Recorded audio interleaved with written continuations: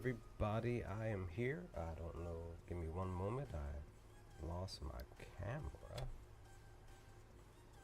But I'm here. I just gotta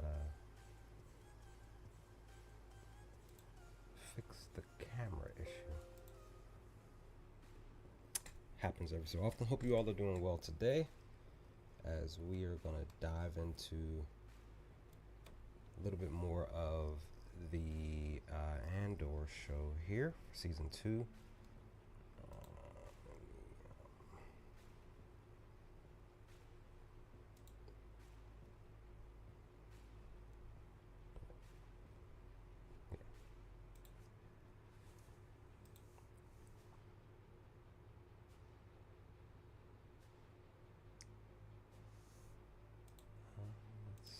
Let's see if we can get it back. There we go. Hello. I'm back. Fix this here. There we go. Okay. But yeah, hope you all are doing well today on this Saturday, April 26th. We're just a few days away from May hitting the scene here. But yeah, we are, man, just not that far away from episodes 4, 5, and 6 for this coming Tuesday. Like I mentioned in yesterday's stream or last night's stream, I did a late stream. Have done those in a long time.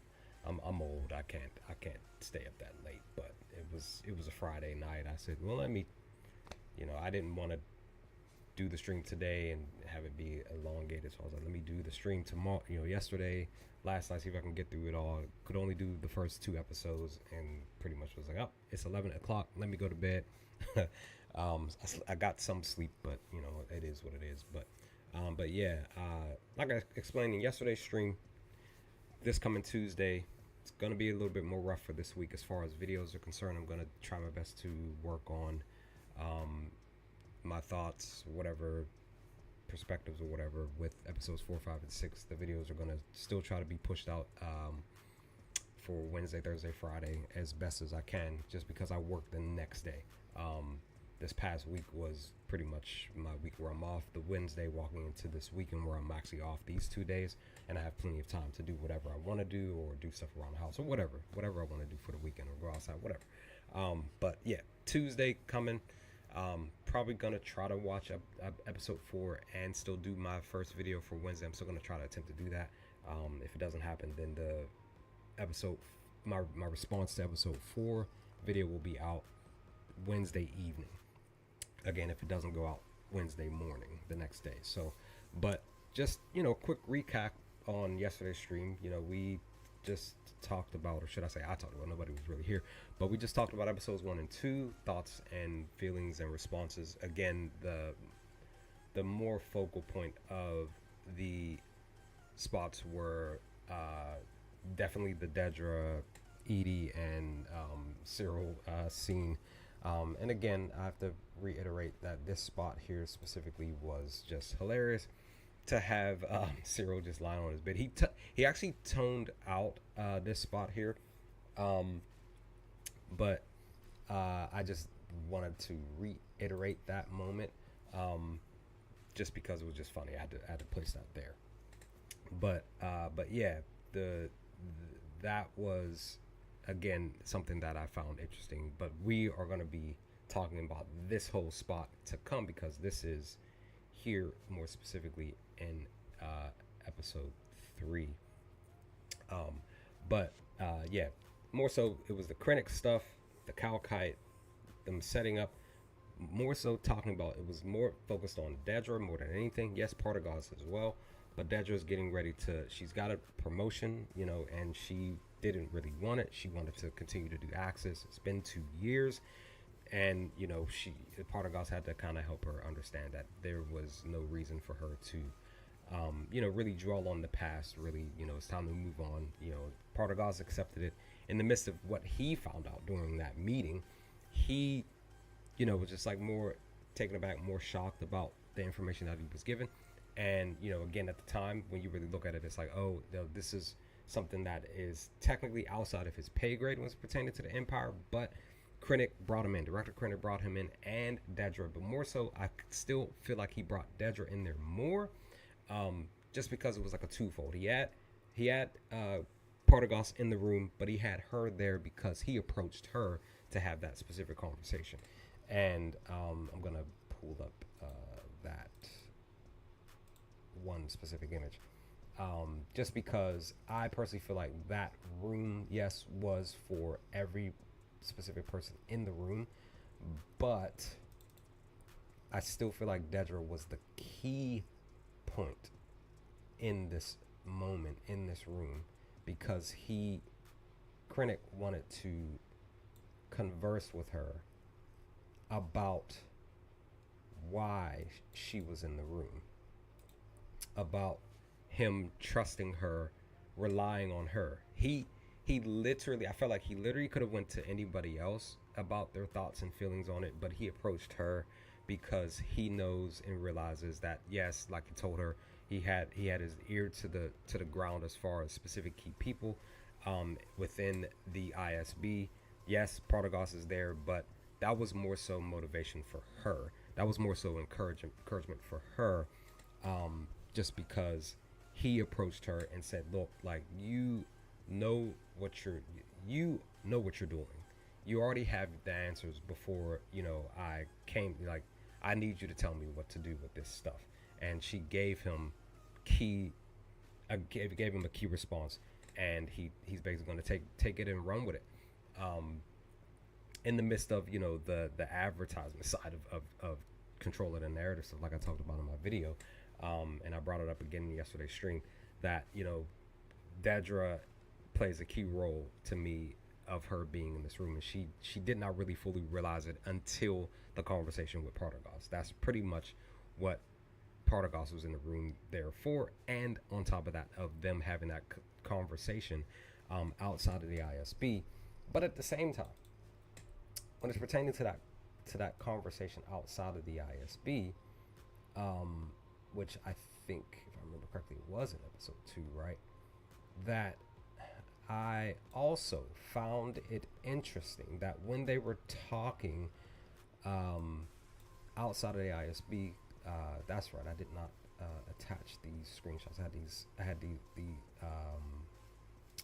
that's right, I had the outside ISB conversation between Dedra and Partagas in a separate spot. That's why I didn't get brought up yesterday. I apologize, or last night. But I found it interesting that both of them, when they were standing outside the ISB just before they walked in the building, they were conversing, that they were kind of like on edge when they were talking. That was something that I wanted to mention in yesterday's stream, and I forgot. Last night's stream, and I forgot. They were on edge. They were looking around, trying not to bring too much attention to themselves. They knew that they needed to get inside the building, but you could tell, like, Partagas was looking around, Dedra was looking around, but in the midst of that, Partagas was just like, "Hey, look, it's done. It is what it is. Like, we need to focus on, moving forward, right?" And Axis, this was 2 years ago. There's nothing. This is not a demotion. You need to relish in the fact that you were in the room. Director Krennic brought you in by name, and you're here. This is like like I said in my video and last night. This is your time to shine. So I just personally feel like that Dedra played a key role in being in that Gorman meeting, and yeah, that conversation with Director Krennic was key. Was a key point, key moment. Like I said, I apologize. I forgot to take these screenshots and attach them to my main episode 2 screenshots. But yeah, that's just something that I didn't want to forget to mention here. And Dedra will, I believe she will just accept it. She will move forward, and the Axis stuff is, that's the thing. The Axis stuff is still gonna come into play anyway.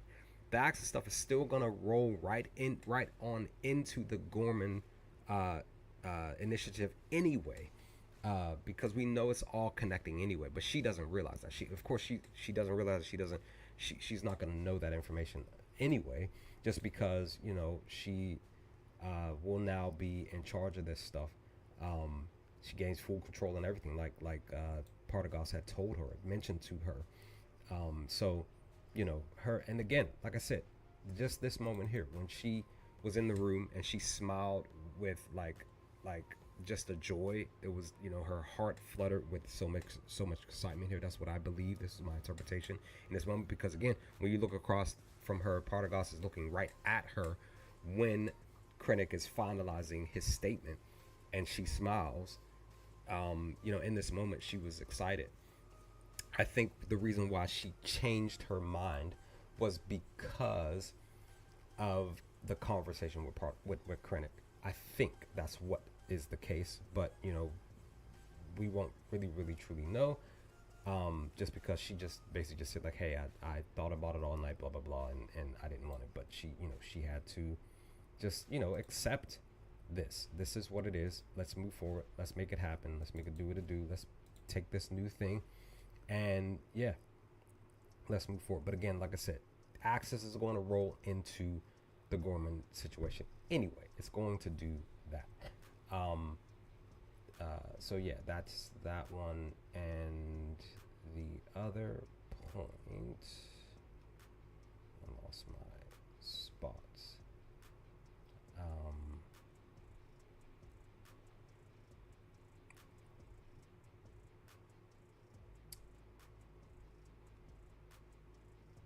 Huh.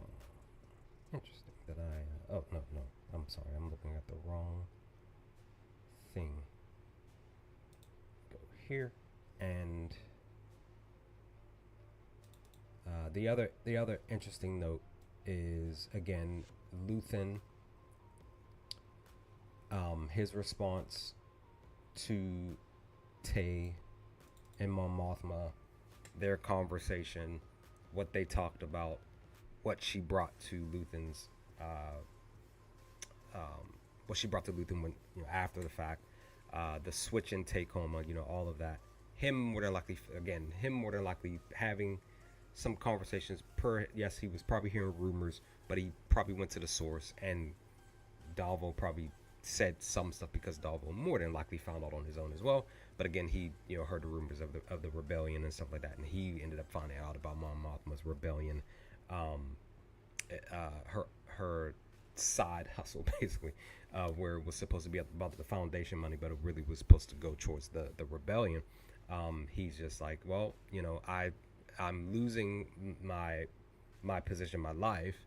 My wife is gone. He's just like, I just need to be compensated, and you're not noticing my my place and what I did to get you here. But he more than likely was just like, I thought that this was supposed to be for a good cause. We went this route, which we both agreed is not good. But yeah, yo, Will, what's good? What's going on? Greatness. How are you? Hope you're doing well today. Hope I'm not missing your. Hopefully, you didn't leave that comment over the last 4 or 5 minutes. But hope you're doing well, dude. Thanks for stopping by the stream. But yeah, Tay, I feel like he, again, because I think he's in desperation mode. And once he heard about this information about the rebellion fund, not the foundation fund, he was just like, look, like this wasn't in the works for me, and I need to be compensated. But in the midst of that, like I said, Luthen is in the background. He's paying attention to everything. And that's the thing. In the midst of him, this is why I harken back to my video on the channel. If you haven't checked it out, check it out. If you're watching this stream from later, go back and check out my chameleon video on Luthen. In the midst of all of this, Luthen is literally a chameleon here at the party. He's everywhere and nowhere, basically. He's chatting with specific key people, but he's focused on Mon Mothma and Tay as well.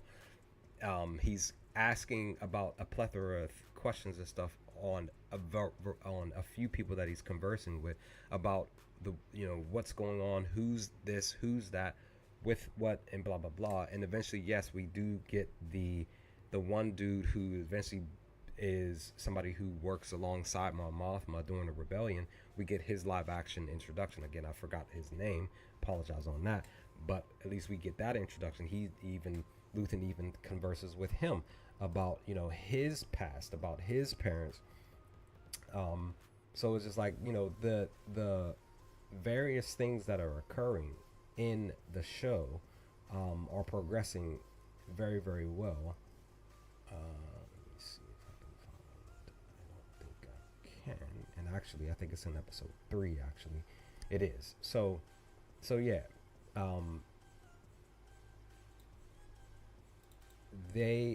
He is again working the party, but I felt like for Luthen, he needed to do something after he had the conversation with Mon Mothma here. He felt like he needed to do something else. And that's why he chose to do what he did in episode 3. So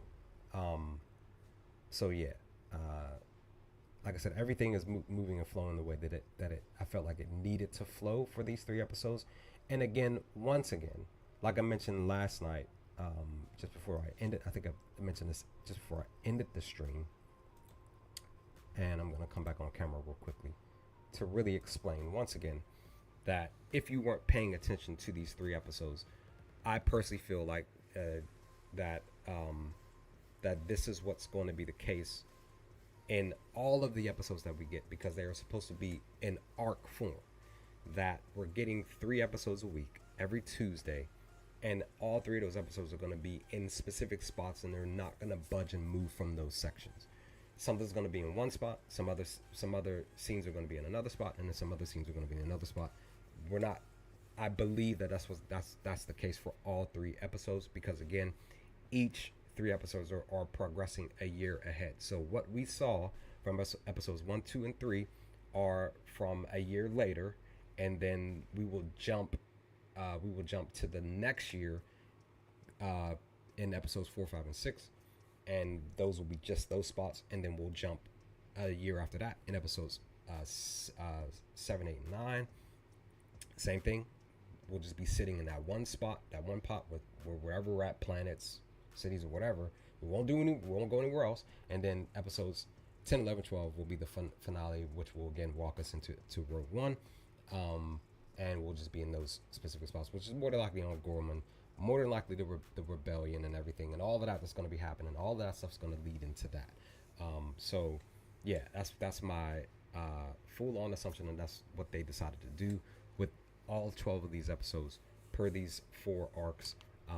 And yeah, episodes 1, 2, and 3 start off really, really great, and I'm looking forward to seeing this next year, this next time jump for Tuesday to come, moving forward. Now, let's dive into episode 3. And like I mentioned last night during the stream, I'm not going to touch on the controversial spot, not that much, just because we are going to just flow with everything, keep it condensed. This stream may not be that long, just because again, we're talking about this final episode for episode 3, which episode 3 is, because we have 1 year later, then Sagruna Tima, and then we have, give me 1 second here, why that happened, because we have Cashin here in his ship. Here I like how he pretty much like hot wired his ship. That's pretty much what I felt like he did here. Harvest, that's the name of the episode. It's called Harvest. He hot wired his ship. I did like that. he kind of broke it down, pulled the wiring, and he was just like, no, I'm trying to get, I'm getting tired of just like sitting out here, right? But he hot wired ship, and he did the little spark thing, and then boom, he started to fly a little bit, and then we switched back to the crew, back here at the wheat field and everything with Brazo and Bix and Will. I did like this little droid. It was doing like a little dance just before Bix was rolling by. I was curious, wondering what this little droid was doing. It looked like it was probably like trying to take some, because there's that little pot on the ground with some liquid water maybe or something in it. But I wonder what it was really doing. But we do have B here rolling around. We have various other robots here that I really love to see. Thanks, Universe Explorer. Hello, how are you? Hope you're doing well. Thanks for stopping by the stream. Really appreciate you stopping by. Hope you're doing well, and hope you have a wonderful weekend. Yeah, thank you for the compliment. But yeah, I did like the spot here with the droids. Real briefly here, and I mentioned this in the stream last night. We got some aliens here. We also had the I think I have to go back a screenshot here. Actually, no, I don't. So we had the aliens. This is what I love about Star Wars. We got the aliens. I love the little spot here with the table and everybody out here outside eating and everything. You're welcome. You're welcome. Definitely. I love this spot. But then we have the animal out the animal over here eating the hay. That was really, really cool. I love puppeteering, to be honest. Like, that's what I grew up on a lot as a kid, and I love puppeteering a lot. So that was I just love that animal sitting off to the side. But in the midst of all of that, we still focus on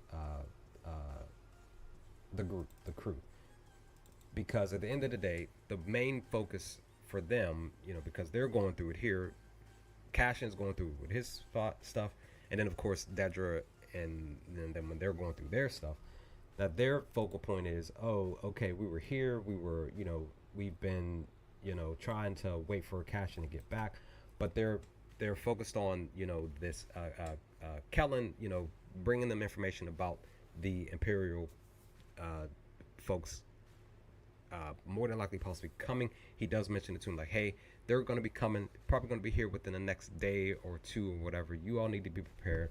These visas, blah blah blah. And they have the conversation. I think, if I remember correctly, did give him a visa just to kind of prepare him to just say, hey, like you may want to get ahead of the game and get ready to just like kind of leave and stuff like that. I feel like this was a smart idea, and Brazo was just like saying like when and how, just trying to make sure, because again, their main focus is, hey, like we need to wait for caching, but we can't. We more than likely have to just move forward. But I do like the fact that they did indeed, they hugged here. They, best wishes and all, and everything. And then we move on to the next scene, and that pretty much is Lily preparing to be wet, Mon Mothma preparing to welcome Davo into the family, right? But interesting enough, when we see this conversation between the mother and the daughter, this was a moment that could have shifted in possibly a positive way, right? Mon Mothma does. She realizes that her daughter she looks very beautiful in this wedding dress, preparing, moments, roughly 2 minutes, 4 minutes away from preparing to, have her daughter be wed, right? And she talks about her mother. She talks about Lily's grandmother, and how, her mother wasn't there when she needed her to be at the time of Mon Mothma's wedding. How her mother was, drunk and, not acting normal, right? And how she was like, disappointed in that moment in her time, and she's like, hey, you know what? Me personally, I kind of like this spot just because this is a twofold. She's telling Lily about, hey, we can go out here. We can send everybody home. We can change our mind basically, because that's what people are allowed to do, right? People are allowed to change their mind. People are allowed to say, you know what, last minute, you know what, guess what? I don't want to do this anymore. And technically, same thing with Dedra. She had the right to change her mind. Say, hey, I don't want to do the Gorman thing. I want to go back to blah blah blah. But she had, she still, hey, if you want to move forward, this is what you got to do, type of thing. But in this moment, Lily still had the right, to be honest, to say no. I don't want to do this, and she could agree with her mother. But her, Mom Mothma's telling her like, hey, we can change our mind. You can change your mind. I want to be here for you. My mother, your grandmother wasn't there for me. I want to be here for you right now in this moment to save you from possibly, heartache and pain. But in the midst of that, there still could be some joy, right, in this marriage, right? Maybe, possibly. But she turned it down. She said, I wish you were drunk. It's just like, man, it was a twofold. Like Mothma saying, yo, like you could change your mind, we can leave. But then she's like, no, I want to do this. Lily, her mind, how she functions, you could tell that about her, even in this moment. Like, she was brought up in a way, and she wants to go through with this. In the midst of what she talked about with Mama Mothma back in episode 2, on how Stecken was, she was saying like, oh, he's a child and blah blah blah. He didn't want to hold my hand. It was just a real small thing, right? It wasn't like a dramatic, humongous thing, right?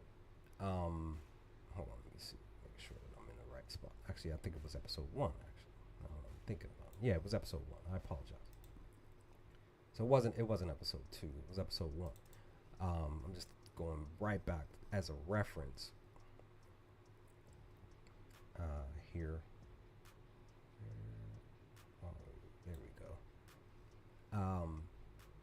Yeah, she sitting here, laying here on the ground in this very dark room, space and place, of just saying like, hey, like, he's a child and he didn't want to hold my hand and blah, blah, blah, this, that, and the third. My Mothma, more than likely, she was just like, you know what, we don't have to do this.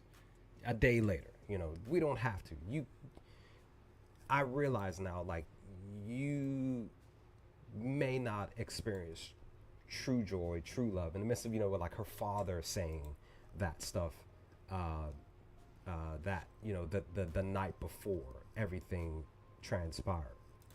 But she wanted to really just help her daughter out here, but her daughter was just like, look, in the midst of me experiencing my first fight with my future husband, I'm still gonna go through with this, and in the midst of all of that, Mom Mothma, I do like how she switched from being the mother to being the Chantrillin authority in this moment, saying, hey, you're supposed to be behind me. All right, you want to do this? Let's go through the traditional way. Let me step in front of you, and let's really get this started, since this is what you want to do. All right, let's make it happen. And that's when we got the wedding proceedings and everything. I did like the style, the way that they flowed. This spot here kind of reminded me of some cultures where they jump over the broom, but these are two sticks, and they had her walk over the 2 sticks. But there are, like I said, there are some cultures out there that actually put the broom down as a signification or specification of something of meaning per their cultures, where they jump the broom. But this is what I saw or thought of when I saw this moment. But the room, the spacing, and everything looked really, really pretty. Looked really, really cool here when this stuff occurred.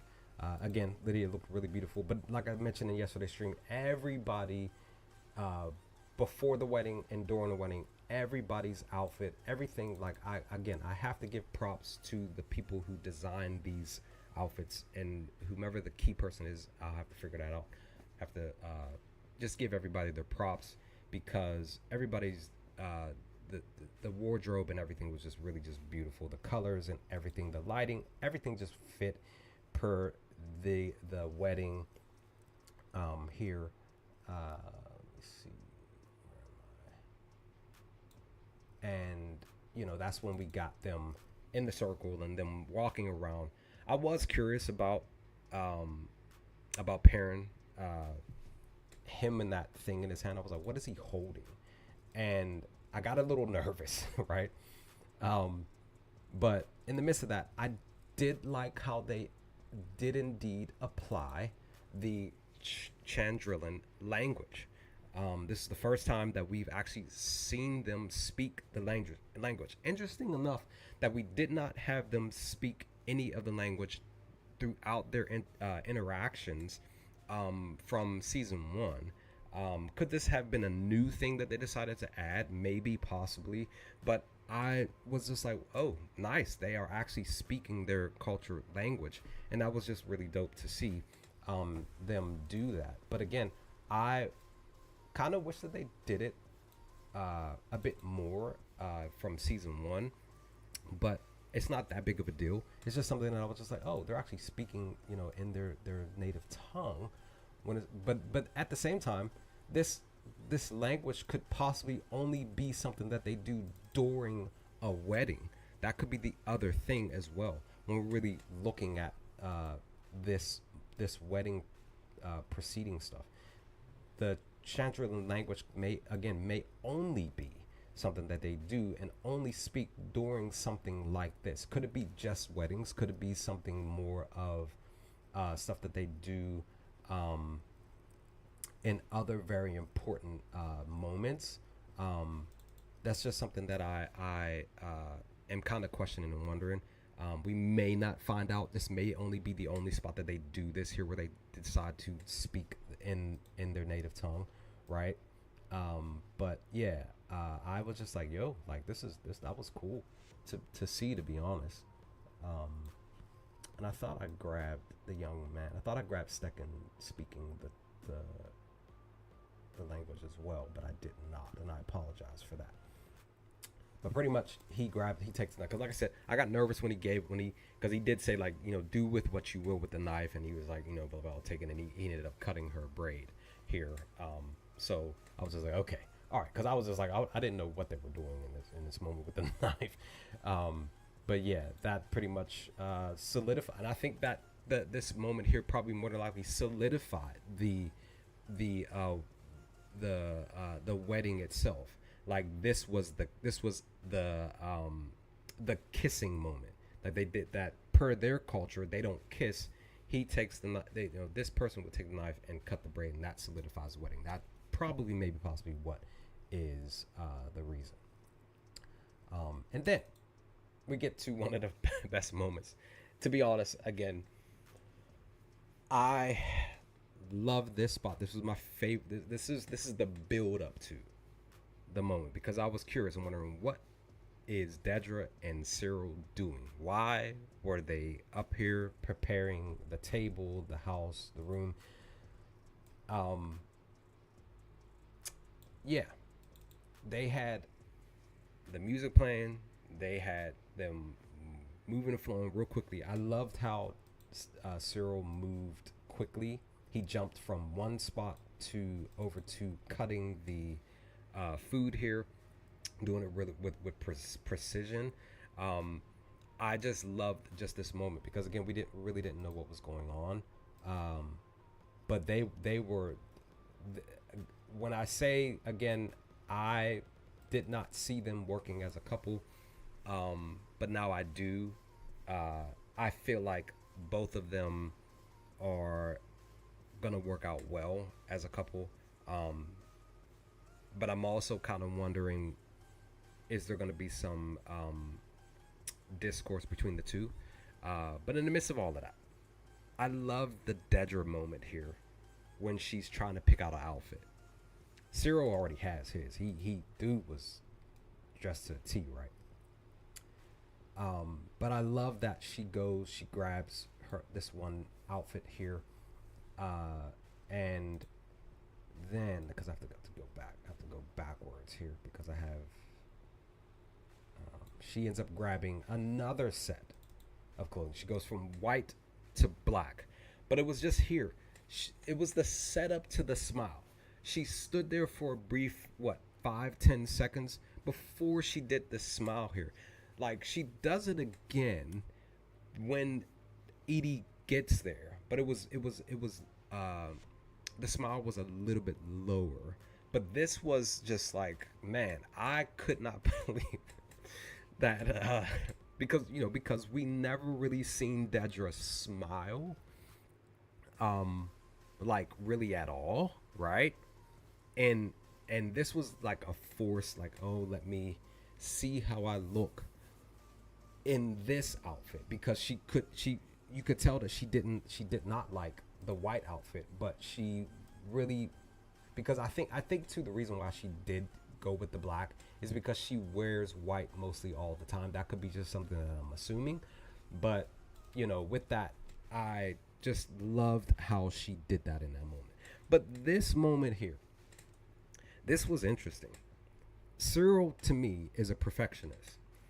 Why do I say that? It is just this one small moment.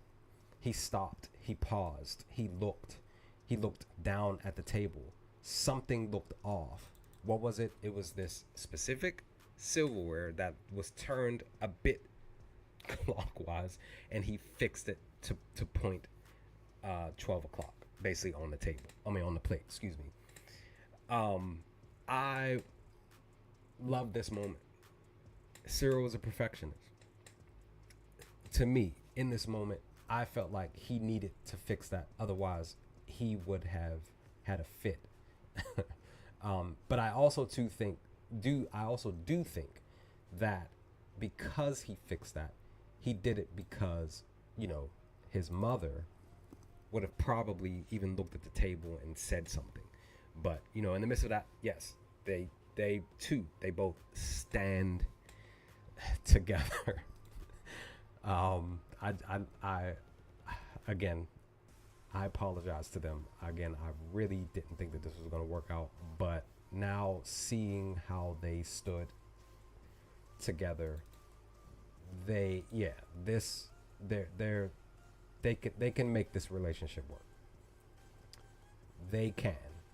And yeah, once Cyril answers the door, there's Edie. It's like, oh, it's mom. That's why he was stressing about the next day. That's why they were like moving the floor and trying to make sure that the house was set up right and appropriately and everything, because the mom was arriving. And in the midst of all that, Dedra walks up. She stands there for a brief moment, and she forces another smile. I was cracking up. It was a mild smile. She perked up properly. And yeah, I knew I was in for a treat once once Edie came in. But the one thing, of course, that I noticed, of course, that I believe we all notice, is the fact that the mother, when she comes in, Dedra introduces her. She's, it's nice to finally meet you, blah, blah, blah. She extends her hand. Edie doesn't even extend back. She's in go mode. She's in future mother-in-law, doesn't like the daughter-in-law mode. She's trying to assert her own dominance. But man, Edie does such a great job as Cyril's mother. But in the midst of all of that, Cyril is going through it in the very beginning moments of the introduction to Dedra meeting his mom. And we could see all of that happening here. He, the twitching of his mouth, everything about Cyril is just perfect when it's pertaining to this interaction for the dinner. And Dedra noticing it, she sees it. I kind of believe that Cyril may have mentioned some stuff about his mother to her probably not everything, but she picked up everything that she needed to pick up from his mom. Um, Once she was fully in the house. So I I just personally believe that once what we're getting ready to get in the moment, yeah, she really was just like, all right, we need to just shut all of this down. But in the midst of all of that, we get them in the house at dinner. They're conversing, they're discussing. Something, of course, is going to definitely come up because we see why Cyril's mom is the way that she is. She brings up key points about why she is the way that she is. But Dedra, uh, she notices Cyril's pain. She notices Cyril's like frustration when he's just simply just trying to just be, a good son and be a decent human being and worker, right? Because she was down, his mother was downplaying him as a worker, as somebody just going and living his life. And Dedra was picking all of that up, and Cyril was just going through it. You could tell. And in the midst of all of that, she he tried to assist her, tried to get her some extra sauce for her stuff, and she was shutting that down.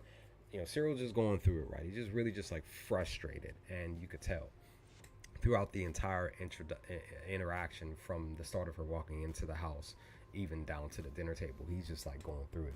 My homie is just like upset and definitely probably more than likely regretting the fact that that they meet together here. But in the midst of that, like I said, we get a twofold. We get Uncle Harlow, right? And him coming into the fold to help out. We find out, of course, that Cyril's father left his mother many moons ago, right? And she's been pretty much taking out on Cyril this whole time, right? But in the midst of all that, we do get, which I see some folks in various spaces and places of the Star Wars community talking about how the infancy of the Empire isn't that long. It's only been roughly 13, 16 years or whatever the case may be, and we're trying to figure out how old. Some people pretty much are trying to figure out how old Dedra is, because she mentions the fact that she was brought up in an imperial campus or whatever. Brought up the fact that her mother and father were criminals. And she's been under the under the Empire's finger since the age of 3. So she, to me, when she mentions this to Edie, she accepts that. She accepts that her parents were criminals. There was nothing that she could do. She's been indoctrinated in this empire mindset of, hey, like, okay, you guys are wrong. I'm doing the right thing for the galaxy. I'm over here, and I kind of feel like she may not feel any empathy or sympathy towards her parents, because you could tell in this conversation, it wasn't like she was just like down and out about it. Her response was just simply the raw smile, the smile here. Everything when she brought it up, it was quick, it was decisive, everything. She was just like, hey, like, my parents were criminals, and I was brought up, blah blah blah, and it is what it is. What else do you want me to say? And Edie's response was just like, wow, well, okay, like that's kind of rough or whatever. But in the midst of all of that, like I said, Cyril's still going through it, and I like how he was making a lot of noise when grabbing and picking up certain things here at the dinner table. I thought that was hilarious. But like I said, our boy was going through it, son. Like, going through it. But once he finally decides to leave the table in frustration, when he slams the napkin down, that's when Dedra asserts herself. I see a lot of you in my video. A lot of you in my video from this game ends now, because she states that to Edie here specifically.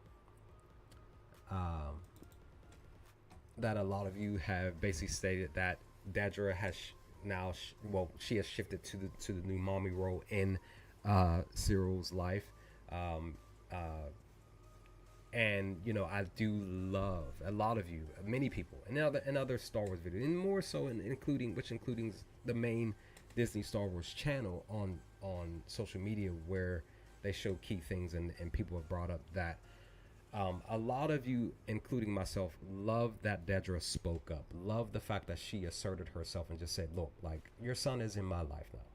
Like you will know that we're going to shut all of this stuff down on how you're doing. You're no longer in control of um trying to put him down and make him feel less of a person, because again, something that his father did, not him specifically, but his father did to you.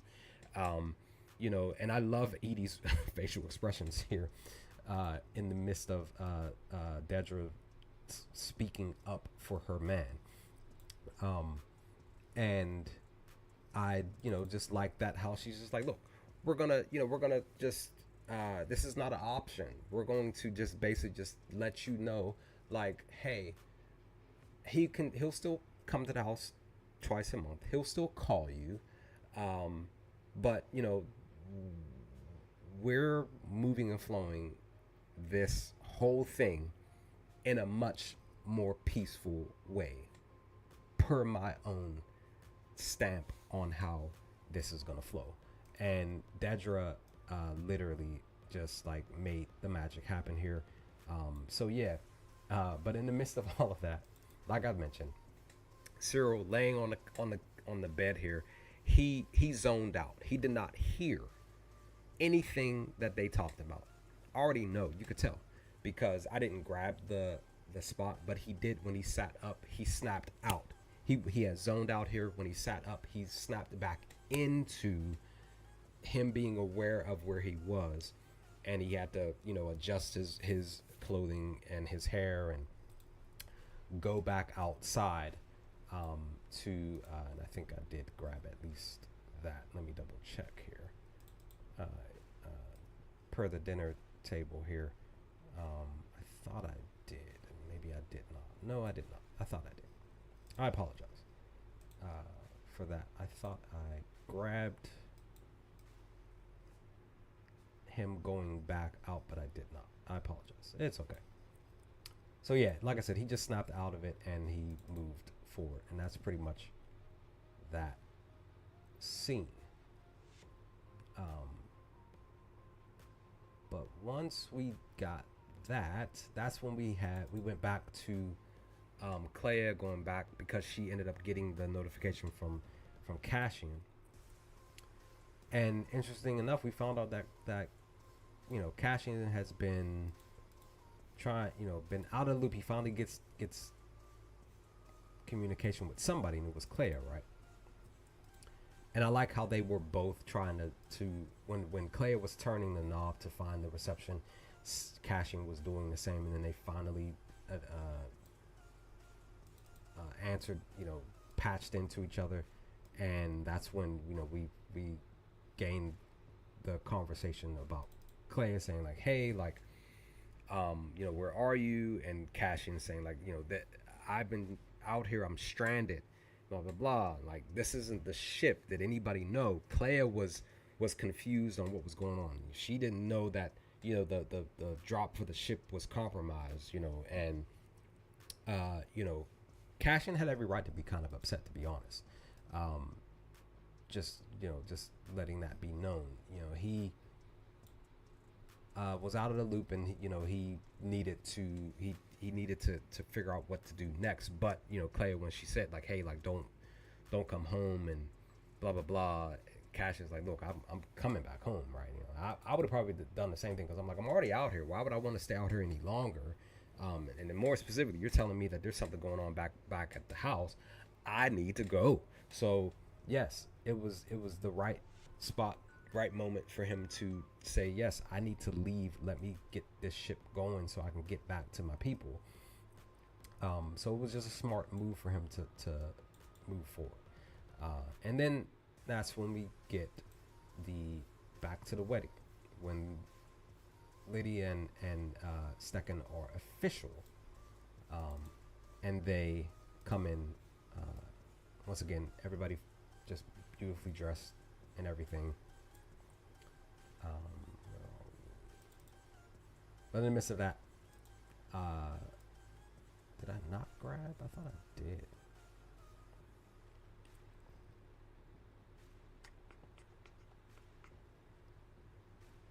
I thought I did. Okay, so they're there. Actually, I think I jumped. I apologize here. I think I jumped.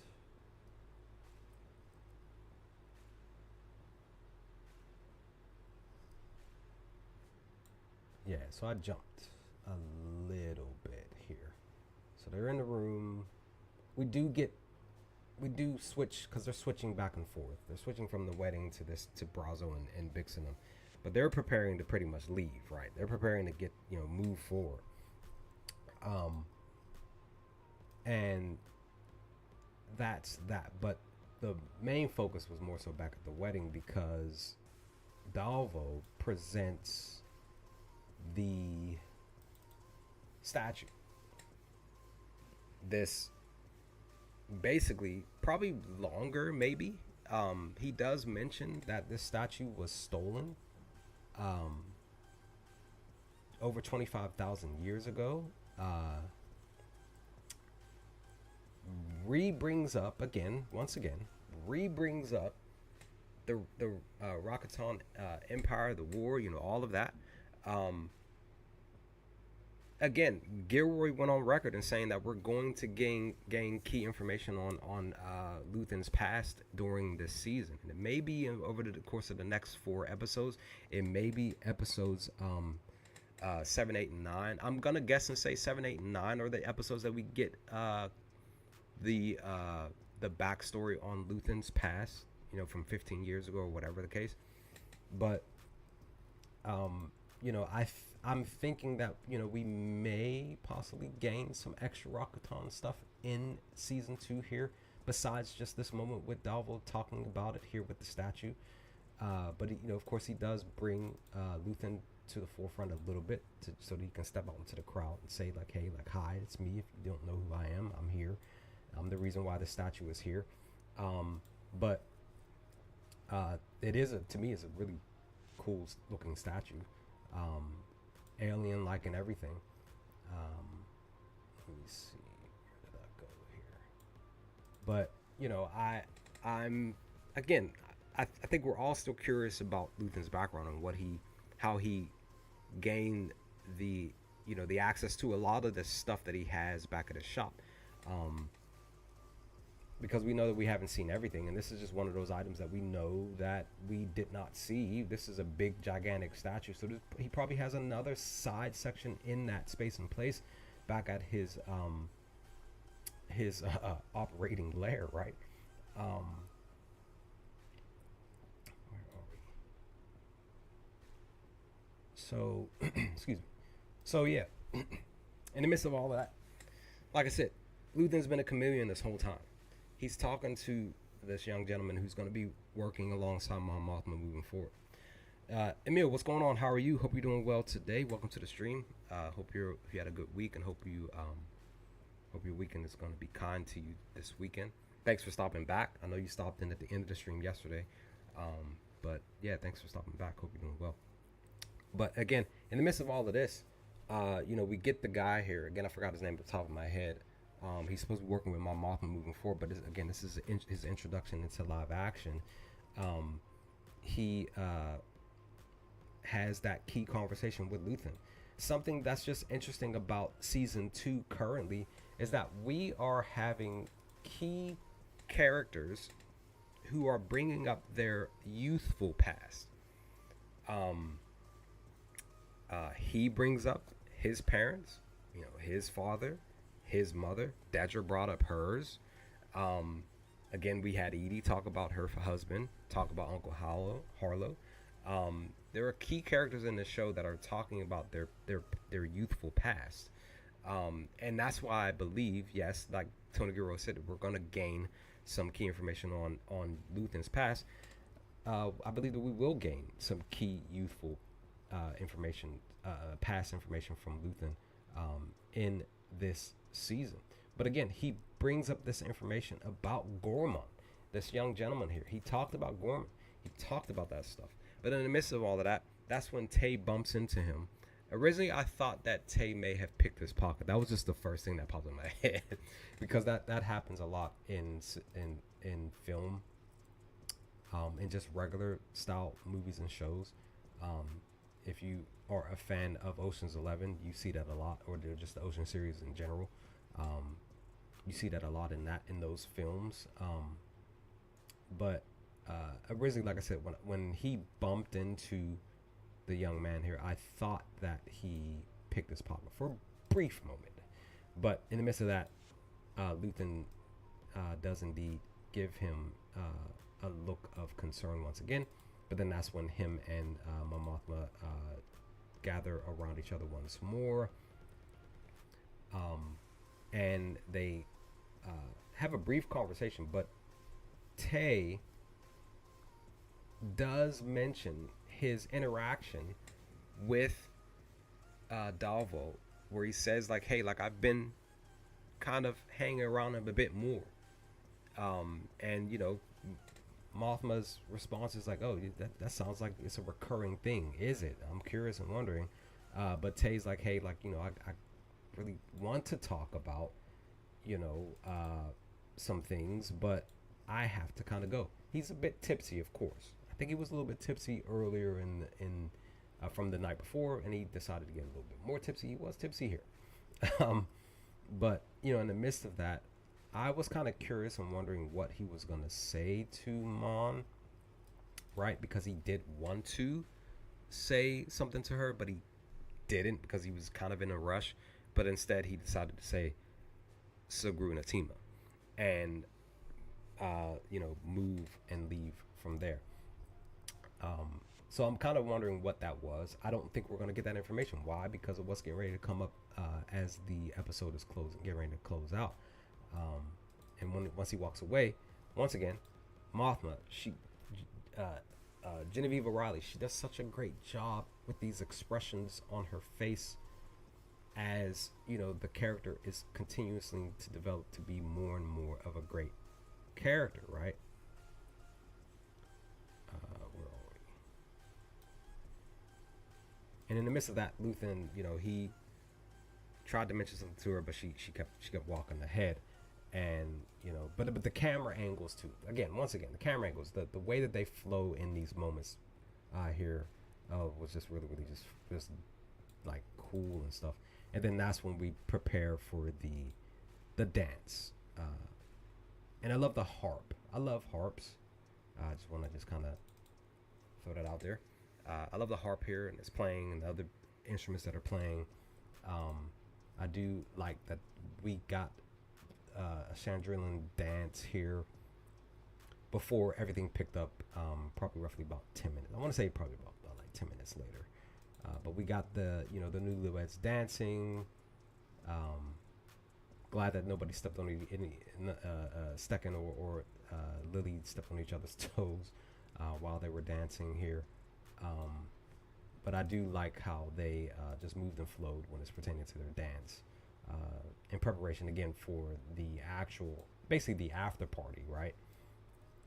Let me see, I'm losing my spot here. And I do like, you know, everybody, you know, Mon, Perrin, you know, everybody looking about, looking, watching. Mon here specifically, she was crying. She was holding back tears, actually, in this moment. If you really were paying attention to her, she was blinking vicariously. She was struggling not to cry. So you could tell Mon is going through it. And then you can also understand why she did what she did during the after party. But Dalvo and his wife, you know, they're conversing and everything. Everybody, like I said, everybody else is like, which includes the bride and groom. Everybody else is enjoying themselves, but it's more so Mothma and Luthen that are pretty much going through it out of everything. But again, like I said, we get the finalization of the dance and stuff, and also too. I can't forget about Val here. She too is going through it. I think she may have a little bit of tipsiness in her as well, because she, her wine glass is almost empty. She even looked down into the glass a little bit.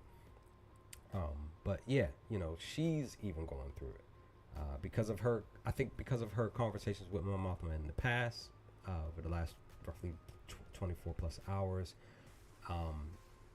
She too is going through it. So that is that. And like I said, we finalized the dance, but then we shift back. Cassian is I think he was just entering the atmosphere of the planet at this moment in time here, specifically the screenshot. Originally I thought that he had already arrived, but that wasn't the case. It was a different ship that was flying above, but that's when we get the Mon Mothma moment. Davul's wife hugs her. She gives she gives Mon Mothma the drink. I personally believe that she was just like, hey, like, here, she started it. Davul's wife started it. So Mon Mothma had 3 drinks. This was the first one, because I counted. Don't judge me. Where are we?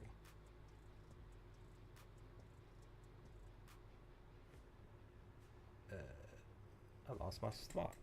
I keep losing my spot on my screenshot, so I apologize.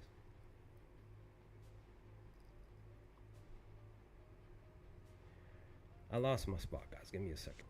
Give me 1 second here. Oh, you know what? Let me backtrack. B. I apologize. I didn't want to not mention this. So B was upset. He was hopeful to have Cassian come back, but Barzo had to kind of let him know, like, hey, we're sending you over here with her. He's like, why are you telling? Why didn't you tell me before? He's like, I'm telling you now. This person's better than me. They're better than me at everything. That's basically what Barzo was telling B. Like, hey, like, it's gonna be okay. This is better. This is safer for you. It's just best that you go with her. And she's just like telling B, like, it's gonna be okay. You'll be okay. So I understand B's frustration. It is what it is, and that's the thing. We do know that B was left behind. That's the sad part about it. B should have. They didn't. In the midst of everything that was going on, Cassian and they didn't realize everything happened so fast. But then we have Will and Beulah having their conversation. And she's just basically saying, like, promise me that you'll return, but you'll be safe, blah blah blah. But then that's when we get everything else moving forward. But I forgot to mention this conversation before the actual drinks that were before the first drink that was given to my mom. So Luthen has this interesting conversation with Mon Mothma, trying to figure out a number, trying to stress to Mon Mothma, like yo, like, you need to get this number. We can't have him go back to Davul. Hopefully he doesn't, but you need to do something. But in the midst of all of that, he does tell her, like, you need to be protected. But I found it kind of interesting in his response, because Mon Mothma asks him, I'm not understanding what you're saying to me. And Luthen's response is a simple sentence. And he says to her, how nice for you. Some people didn't understand what he meant by that. It was a response of a little bit of, in a sense, jealous a little bit, because stuff, I feel like stuff is sort of kind of working out a bit more for her than him. And that's why he said, how nice for you. You're being, you're being protected. You're being taken care of. Your daughter is being wed. Um, you got the funds for the rebellion and everything like that. But there's a little hiccup. But I wish that some of this stuff was working out for me too. And that's why I feel like that's why he said what he said when he responded and said, how nice for you. And then that's when she walked away to finalize this conversation. But Luthen is still going to do what he does because he's Luthen. He's the goat of the show, right? And she gave, like I said, she gives him the look, and he, she walks away.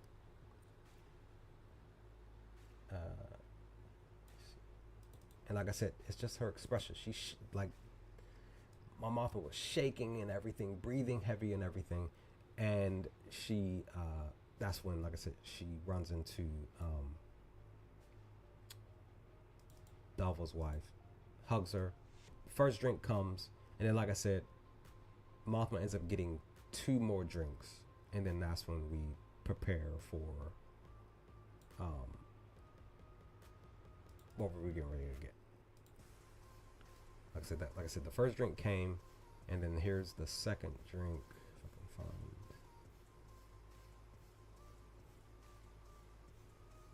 Yeah, here's the second drink that she takes.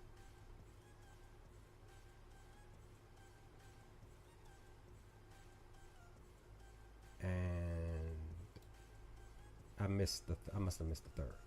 But then we get her turning, because again the music and the dancing and everything starts to progress and happen, because we do have the disco robot pop up. I think this is, yeah, here we go. This was cool. I love the disco robot here when the music starts to pop off and get everybody revved up to go out and dance for it, and just dance, dance to their heart's content.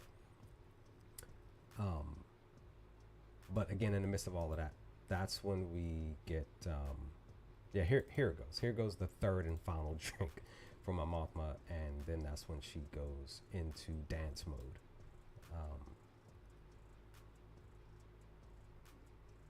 And yeah, she's dancing away. This is all that she can do now. She's just like, hey, like, I'm just gonna go on ahead and party it up and throw my hands in the air with everybody else. This is I tried. I did all that I could do. It is what it is. All I could do was move on, right?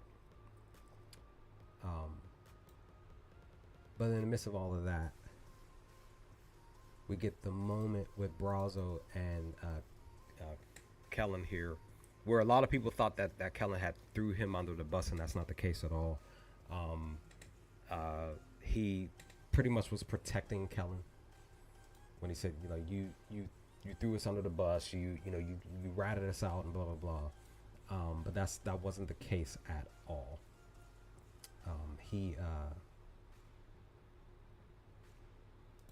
Because again, Brazo looks at him and smiles a little bit, and Kellen does indeed shake. He does like a little mild nod, a little mild smile in recognition of it, to basically in his own way, to say like, hey, thank you for protecting me and my family and our store and stuff like that. So, but in the midst of all of that, we get ready to get what we get with Brazo. It sucks. I thought something totally different, though, to be honest.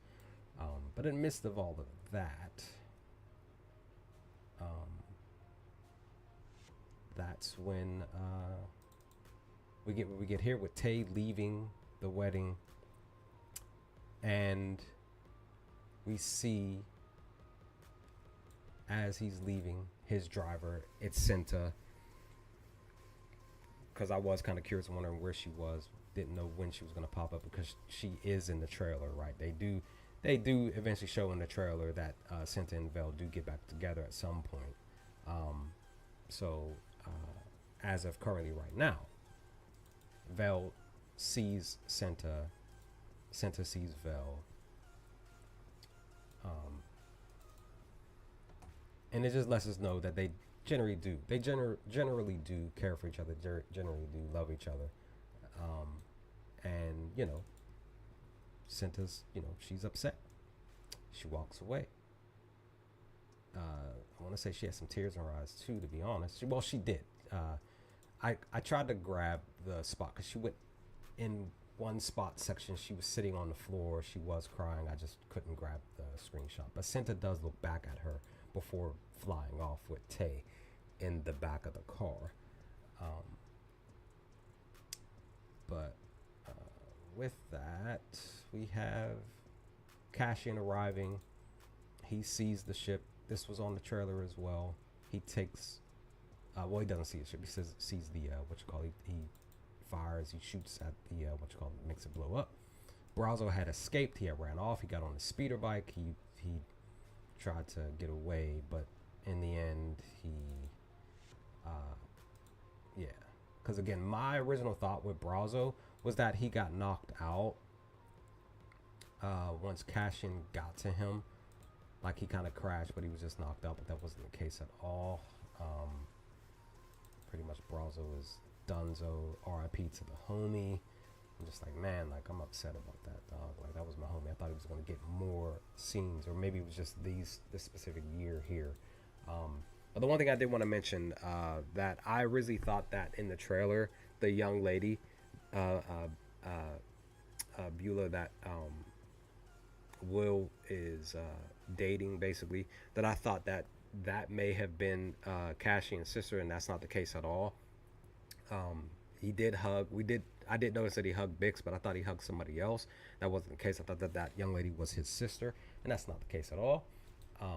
So the hope is that he still gets closure. Been really hammering that for real. That hopefully Cassian does get closure on his sister. That Marva's response to him of saying like, hey, like everybody died, don't stop trying to look for your sister. But I'm hoping that we do get to find out some information about his sister. But then during the conversation, he's like, hey, like we need to go, we need to leave. And Bix is like, what about Brazo? And he shakes his head like basically saying like he didn't make it. And then we get Bix, her response. So Bix is going through it, guys. Like she really is. She went through it with Dr. Gore. She went through it here in episode 3, and even more so towards the end. Yeah, but back to the wedding. Mothma goes through it, but she's dancing away. But we do see Perrin here. He does notice his wife. Like in the midst of the partying and everything, he notices and sees that his wife is just like dancing away. Probably more so on the shock side because he probably more like he hasn't seen her be so free in a long time. Just being honest, here. So I kind of feel like they may have a specific conversation later, but yeah, here it goes. I thought I didn't grab it. I thought I didn't. Here's Cinta. She was over here. She was crying in the corner and everything. But we get this here. Will we see what Cinta does to Tay? Maybe. I'm thinking that's the case. Again, R.I.P. to the homie Brazo. Definitely hope he rests up, right? But again, Bix, like I said, is going through it. What can you do, guys? Like, man. And pretty much that's the end of the episode. So yeah. Like I said, great episodes for this week, for Tuesday, episodes 1, 2, and 3. We got this year later stuff. Everything just flowed in such a way. Originally with the Maya Pays, I didn't understand in the beginning why Cassian was stranded on Yavin there.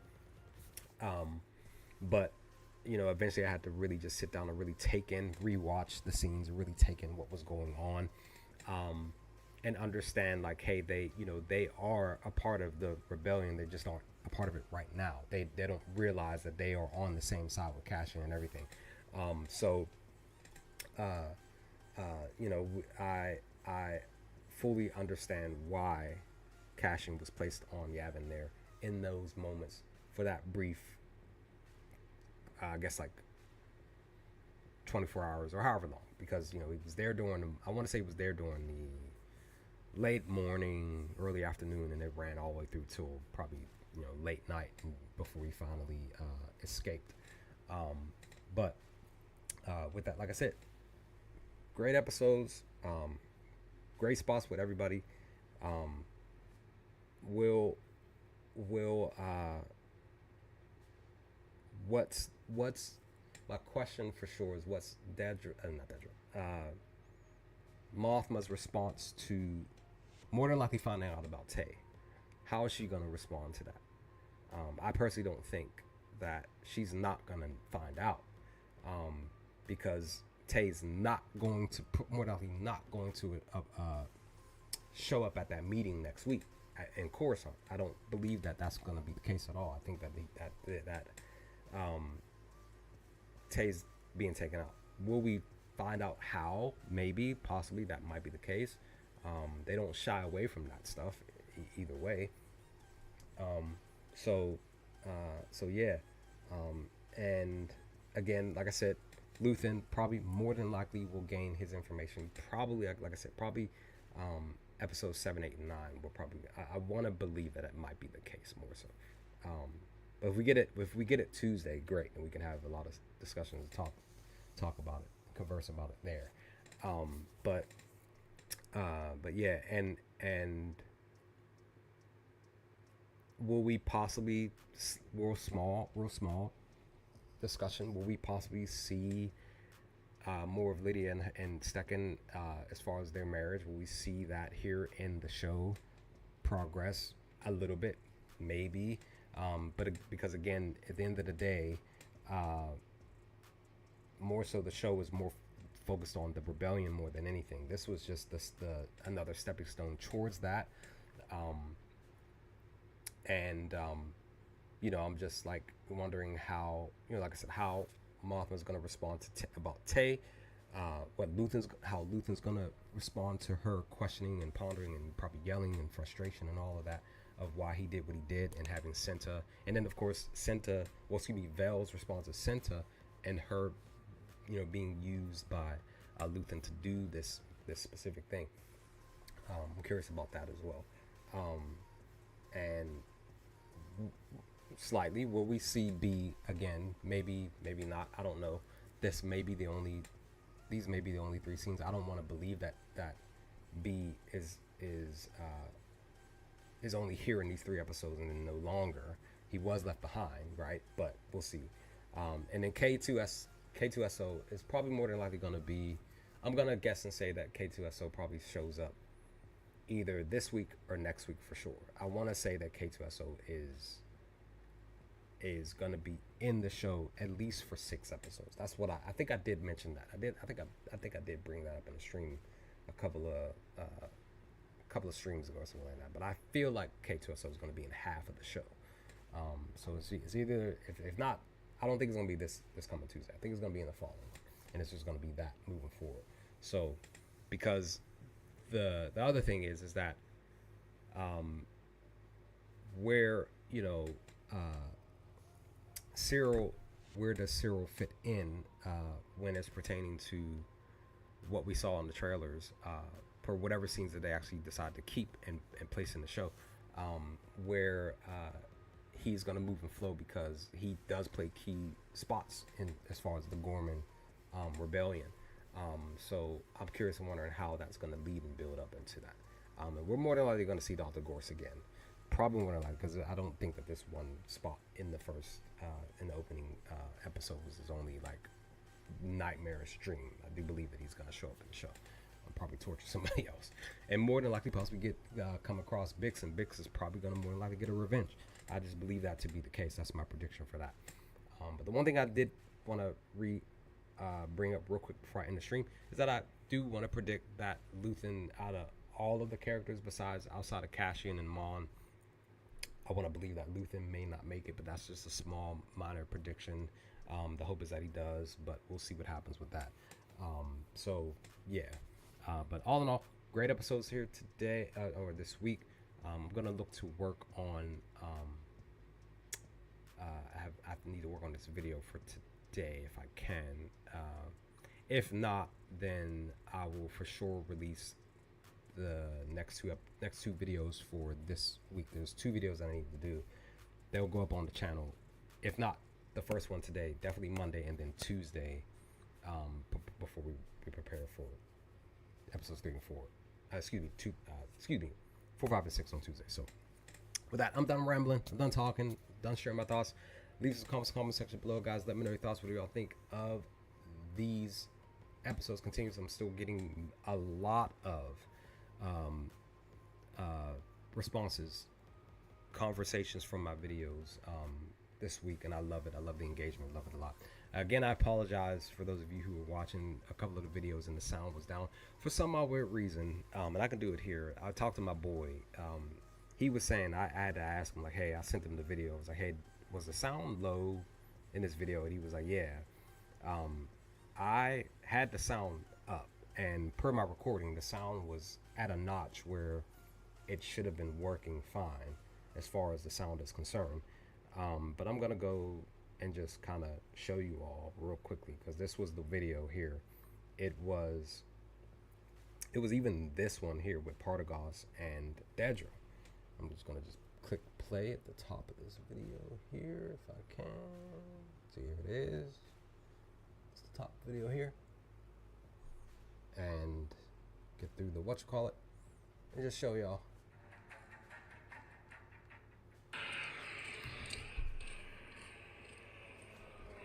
I'm showing you. Before we go in,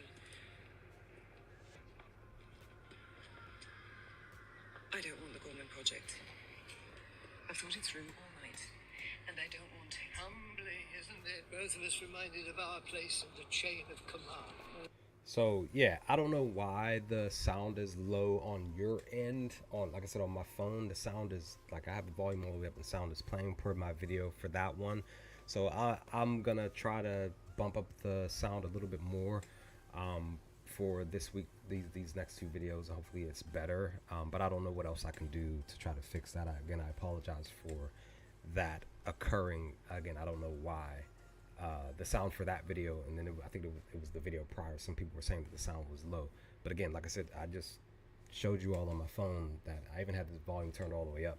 The sound is like perfect, so I don't know what's going on whatever end of whatever's going on with this technology stuff. I don't know, but I apologize and hope that I can maybe, like I said, bump up the sound a little bit more so that it's loud enough for you all.